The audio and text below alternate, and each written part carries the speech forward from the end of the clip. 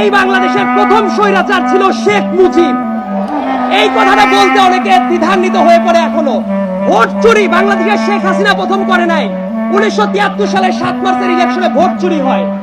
গুম, খুন, প্রশাসনিক দৌরাত্ম্য, প্রশাসনিক লুটপাট, এই একটা কাজও শেখ হাসিনার হাত দিয়ে শুরু করা না। প্রত্যেকটা কাজ শেখ মুজিবের হাত দিয়ে শুরু করা এবং এটাকে শিল্পের পর্যায়ে নিয়ে গেছে শেখ হাসিনা। এই যে এত চেতনার কথা বলে, মুক্তিযুদ্ধের চেতনা, অমক চেতনা, তমক চেতনা, মুক্তিযোদ্ধাদের পরে কি শেখ হাসিনা সিম্প্যাথি দেখিয়েছে কখনো?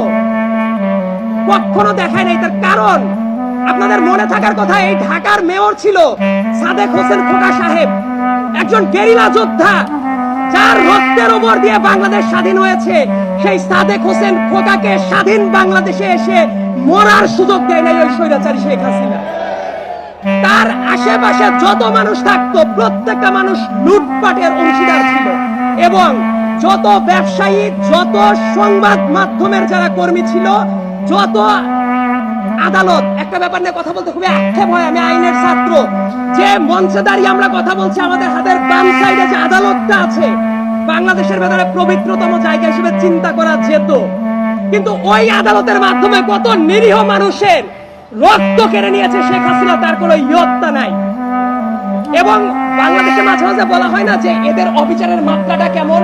আমার কাছে মনে হয় জার্মানির নাজি পার্টির চেয়েও ভয়ার্ত ভাবে আবির্ভূত হয়েছিল শেখ হাসিনা।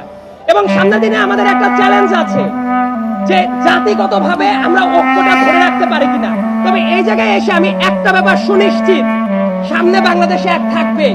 এই জায়গায় দাড়ি টুপিওয়ালা মানুষ আছেন, শার্ট প্যান্ট পরা মানুষ আছেন, নারী পুরুষ সবাই আছে, বাংলাদেশের পতাকাটাও আছে। এই ঐক্যটা ধরে রাখা দরকার। সবাই থাকবে এই বাংলাদেশে, সবাই রাজনীতি করতে পারবে।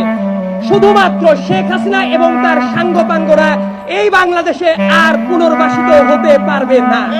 এই ব্যাপারটা নিশ্চিত করা আমাদের অত্যন্ত জরুরি।